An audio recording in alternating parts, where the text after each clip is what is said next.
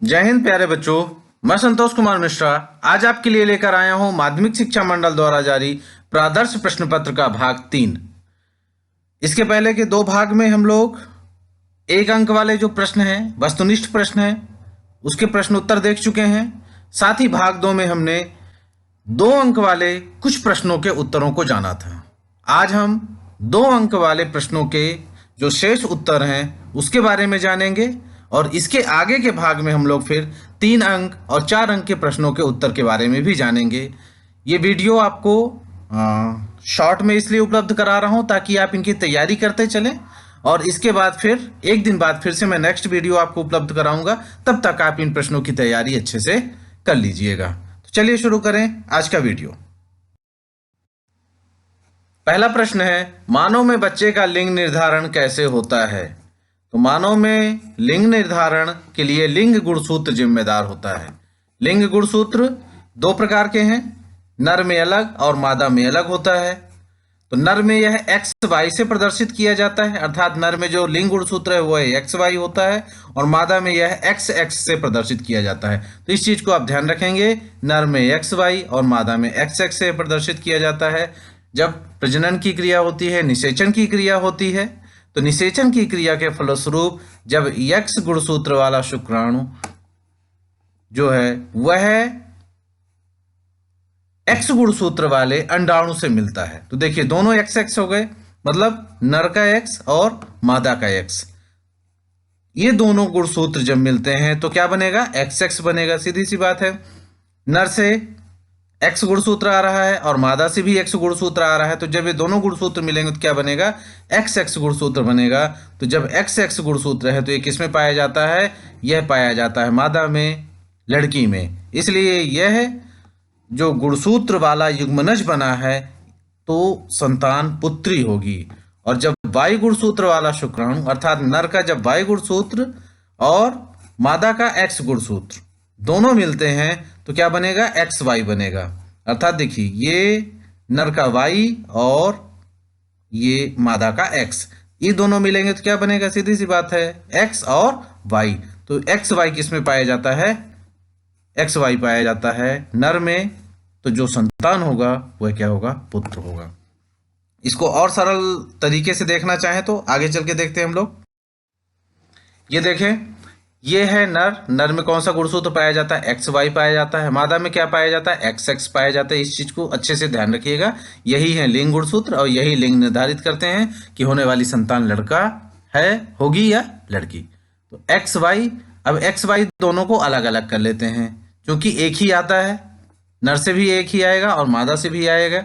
तो एक्स और वाई दोनों को हमने अलग किया। अब देखिएगा, नर का यदि ये वाला एक्स मादा के इस x से मिलता है तो क्या बनेगा? ये x और ये x दोनों मिलेंगे तो एक्स एक्स बनेगा। और जब एक्स एक्स बनता है तो एक्स एक्स किस में होता है? ये होता है मादा में, तो लड़की होगी।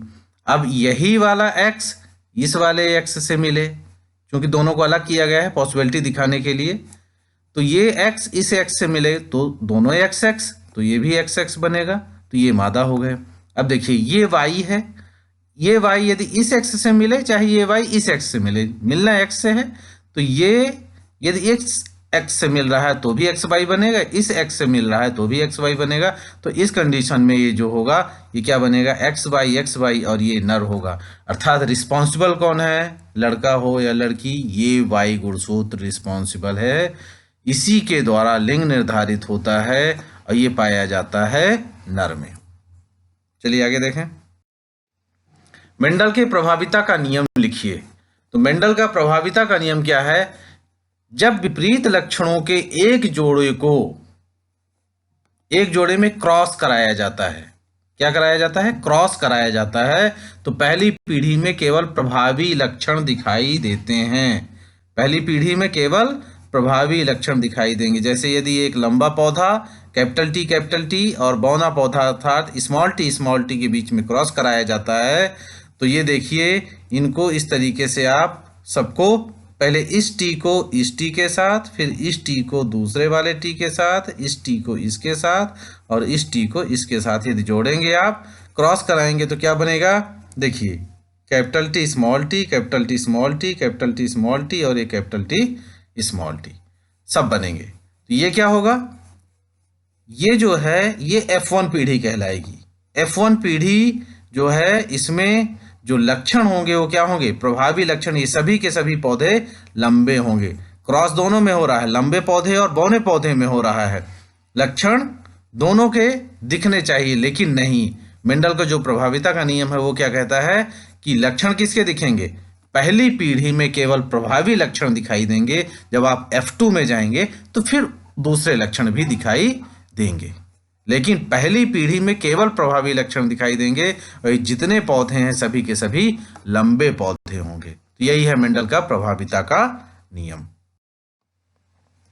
परावर्तन का नियम देखिए, तो परावर्तन के दो नियम हैं। ये देखिए परावर्तन क्या है, जब कोई प्रकाश की किरण किसी सतह पर आपतित होती है और उस सतह से टकराकर वापस चली जाती है तो इसे कहते हैं प्रकाश का परावर्तन। प्रकाश के परावर्तन में ये चित्र आपको जरूर बनाना है। देखिए सबसे पहले क्या करना है, आपको एक इस तरीके से लाइन खींचनी है, इसको पॉलिश कर देना है। मतलब प्रकाश की किरण यहाँ आगे नहीं जाएगी, यहीं से परावर्तित हो जाएगी। एक किरण को इस तरीके से आपको खींचना है, ये किरण आ रही है और यहाँ से टकरा रही है और टकरा के फिर से वापस जा रही है। तो यहाँ से आने के तीर का निशान लगाना है, यहाँ जाने वाले तीर का निशान लगाना है और इनके बीचों बीच ये अभिलंब है। तो ये जो किरण आ रही है इसे कहेंगे हम आपतित किरण, ये किरण जो जा रही है इसे कहेंगे परावर्तित किरण। दोनों के बीच में जो है ये अभिलंब है।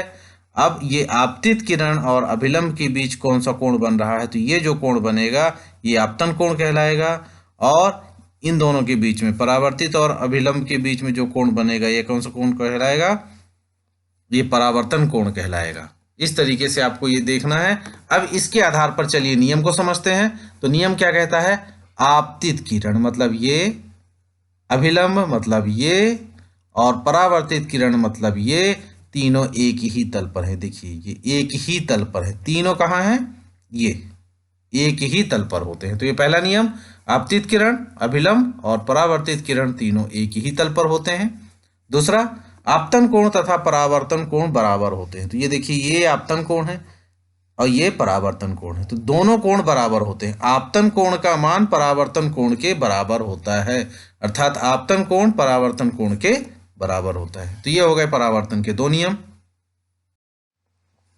अब देखते हैं अपवर्तन का नियम। तो अपवर्तन क्या है, एक माध्यम से दूसरे माध्यम में जब प्रकाश की किरण जाती है तो वह अपने मार्ग से विचलित हो जाती है, यह है अपवर्तन। और अपवर्तन के भी दो नियम हैं। पहला नियम परावर्तन के नियम के जैसे ही है, बस ये ध्यान रखिएगा ये आपतित किरण है और चूंकि यहाँ परावर्तन नहीं हो रहा है, यहाँ क्या हो रहा है अपवर्तन, तो इसे हम कहेंगे अपवर्तित किरण। कौन सी किरण है ये, अपवर्तित किरण। तो ये प्रकाश की किरण आई, प्रकाश की किरण एक माध्यम से दूसरे माध्यम में जा रही है। तो ये देखिए यहाँ इस तरीके से ये किरण आ गई है और इसके बीचों बीच ये जो आपको दिख रहा है ये N1 N2 जो दिख रहा है ये क्या है, अभिलंब है। और यहाँ ये देखिए ये आपतित किरण और अभिलंब के बीच में ये जो कोण बन रहा है, ये वाला कोण दिख रहा है, ये कौन सा कोण होगा, आपतन कोण होगा। और अभिलंब और ये अपवर्तित किरण के बीच का जो कोण दिख रहा है R, ये कौन सा कोण होगा, ये अपवर्तन कोण होगा। तो ये दोनों कोण हो गए, आपतित किरण, अपवर्तित किरण। ये सीधी पारदर्शी सतह है, पारदर्शी सतह होगा तभी तो अपवर्तन होगा, नहीं तो परावर्तन हो जाएगा।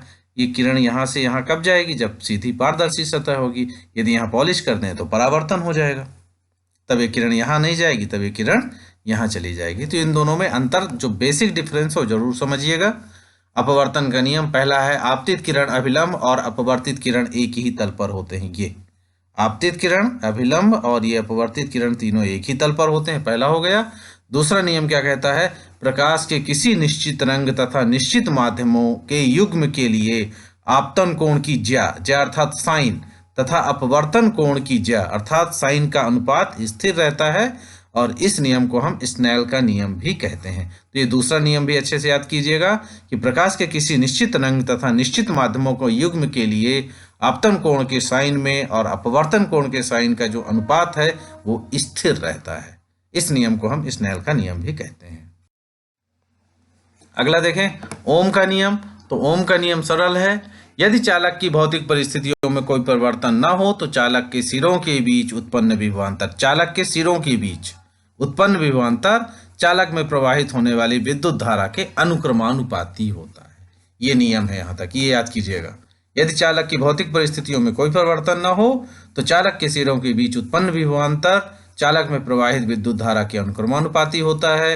अब देखिए, यदि चालक में I एम्पीयर की धारा प्रवाहित करने पर उसके सिरों के बीच V वोल्ट का विभवांतर उत्पन्न होता है तो ओम के नियम के अनुसार सबसे पहले आपको लिखना है V समानुपाती I या V अनुक्रमानुपाती I, अर्थात ये V किसके अनुक्रमानुपाती है?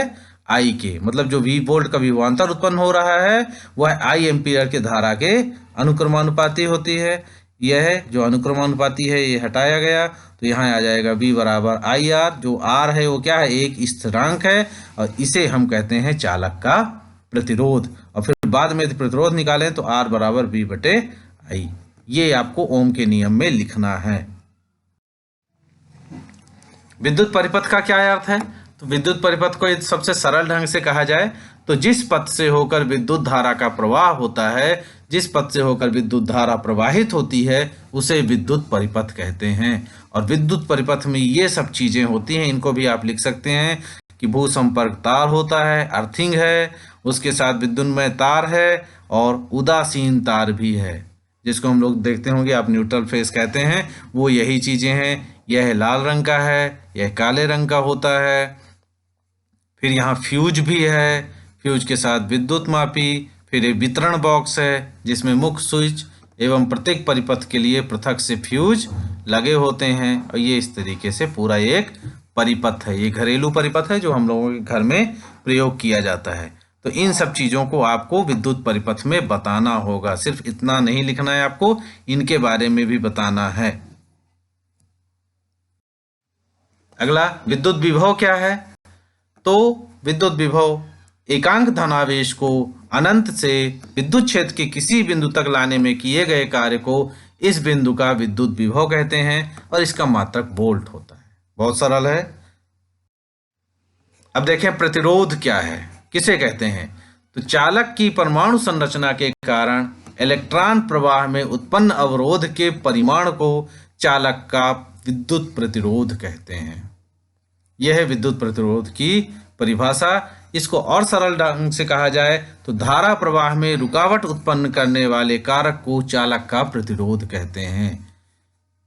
प्रतिरोध क्या करता है? धारा प्रवाह में रुकावट उत्पन्न करता है, अवरोध उत्पन्न करता है। तो ये भी बोल सकते हैं आपकी धारा प्रवाह में अवरोध उत्पन्न करने वाले कारक को चालक का प्रतिरोध कहते हैं। इसका मात्रक ओम होता है। इससे इस तरीके से लिखा जाता है, प्रदर्शित किया जाता है। ये है प्रतिरोध, इसको आपने देखा होगा तो इसको समझ लीजिए, ये प्रतिरोध है, रेजिस्टेंस कहते हैं इसे। अगला प्रश्न, पारितंत्र के जैविक घटक के नाम लिखिए। तो पारितंत्र के जैविक घटक अर्थात वे घटक जो सजीव होते हैं, जिनमें जीवन पाया जाता है, वो जैविक घटक कहलाते हैं। सबसे पहले देख लें थोड़ा सा पारितंत्र क्या है। तो जैविक एवं अजैविक घटकों के बीच में जो अन्योन्य क्रिया होती है वही कहलाता है पारितंत्र या पारिस्थितिक तंत्र। इसमें दो घटक होते हैं, जैविक घटक और अजैविक घटक। यहाँ पूछा जा रहा है जैविक घटक क्या है।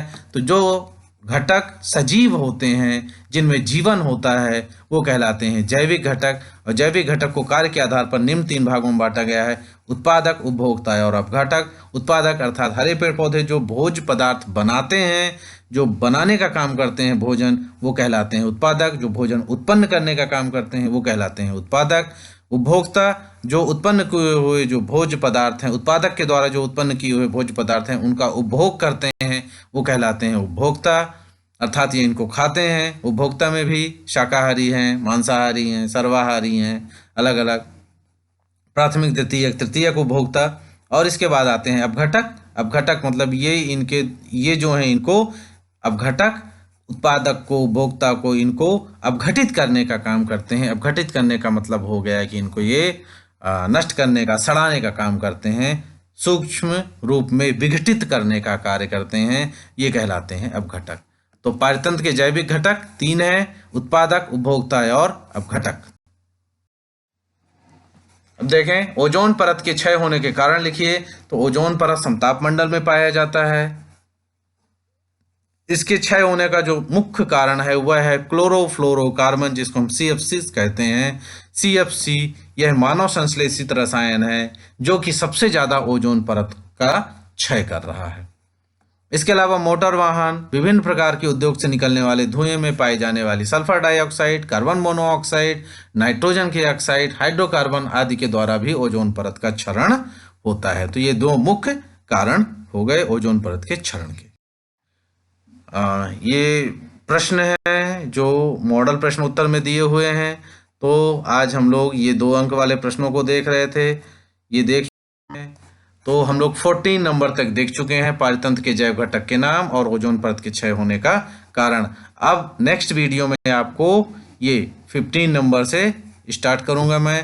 तो ये एक दो वीडियो में, नेक्स्ट 2 वीडियो में इसको मैं समाप्त करूंगा। तो उम्मीद करता हूं कि आपको यह वीडियो अच्छे समझ में आया होगा। शीघ्र ही आपसे फिर से मुलाकात होगी एक नए वीडियो के साथ। तब तक नमस्कार सभी को।